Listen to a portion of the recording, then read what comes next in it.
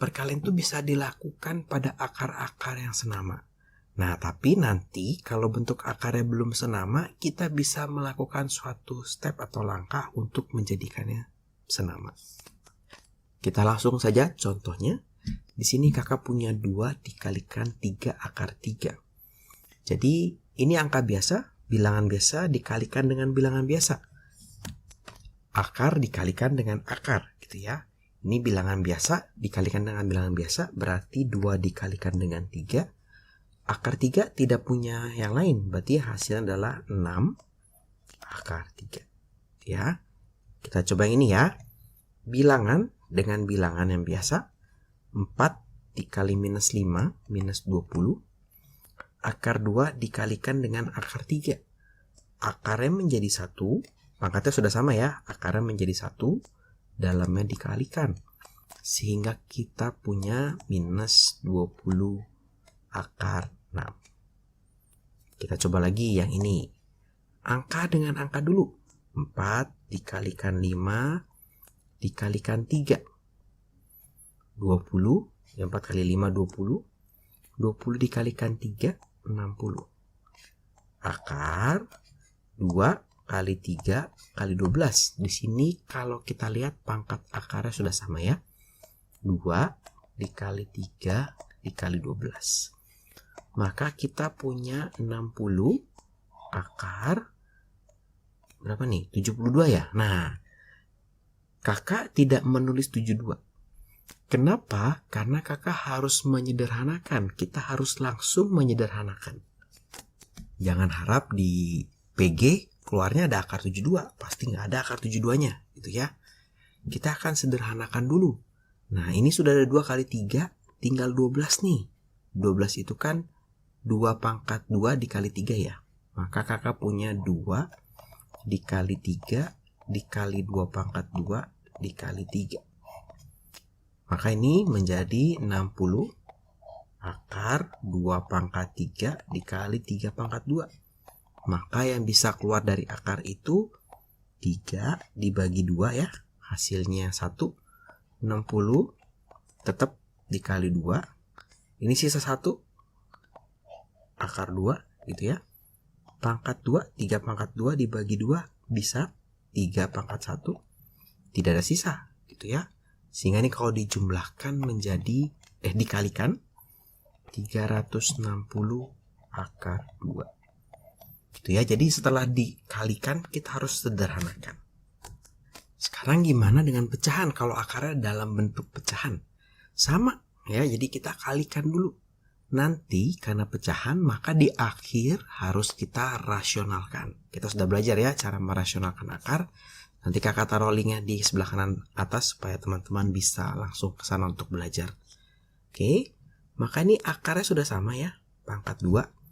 Jadi 1 akarnya 3/5 dikali 5/7. Maka ini boleh kita sederhanakan menjadi akar 3/7.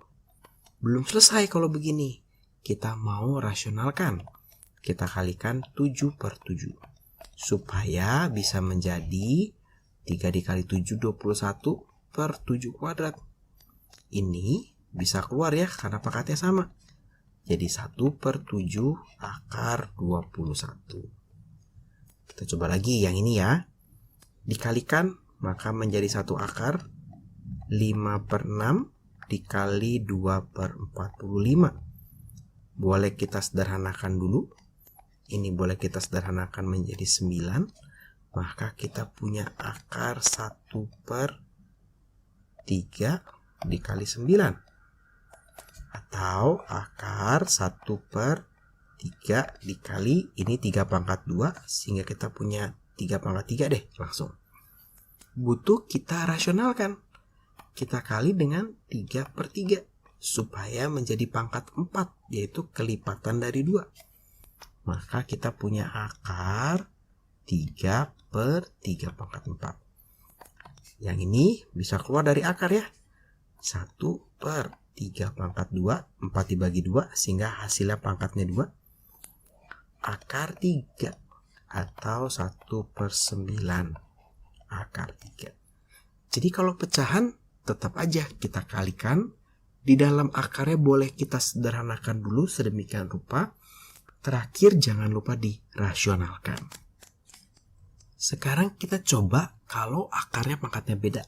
Jadi ini sebetulnya bukan akar yang senama, tapi kita bisa menjadi senama. Ya, caranya gimana? Caranya begini. Di sini kita punya pangkat 3, akarnya pangkat 3, kita punya akarnya pangkat 2. Maka kita mau menjadikan KPK-nya. Ya, menjadi akar pangkat 6 dikali akar pangkat 6. Cuma kalau kita jadikan akar pangkat 6, artinya kita tidak boleh tulis 2. Jadi berbahaya. Kalau kita lihat 3 supaya jadi 6 itu dikalikan 2. Sehingga 2 yang di dalam sini boleh atau harus kita kalikan pangkatnya ya. Jadi 3 supaya jadi 6 kan kita kalikan 2. Pangkatnya dikalikan dengan 2. Maka ini pangkat yang ini, pangkat satunya dikalikan dengan 2 juga. Kemudian yang ini 2 supaya jadi 6 dikalikan 3. Maka pangkatnya si 2 yang di sebelah kanan ini, pangkat 1 dikalikan dengan 3 juga. 2 pangkat 3. Kalau akarnya sudah senama, kita boleh jadikan satu akar. 2 pangkat 2 dikali 2 pangkat 3. Maka hasilnya adalah akar pangkat 6 dari 2 pangkat 5. Ya, ini sebenarnya apa sih Kak caranya? Apakah cara cepat atau memang ada konsepnya? Ada konsepnya ya. Nanti sebetulnya ini akan banyak dibahas di bilangan berpangkat. Ternyata kalau kita tulis sebagai suatu bilangan berpangkat, ini bisa Kakak tulis sebagai 2/1/3. Pangkatnya 1 dibagi 3. Dikali dengan 2 pangkat 1/2. Ini kan kalau perkalian suatu bilangan berpangkat, kita nanti juga akan belajar, Kakak akan bikin videonya. 2 pangkat 1/3 ditambah 1/2. Nah, ini nih. Penjumlahan suatu pecahan biasa kita samakan penyebut. Kita menyamakan pangkat akarnya. Ini seperti penyebutnya ya, karena memang dia penyebutnya nih.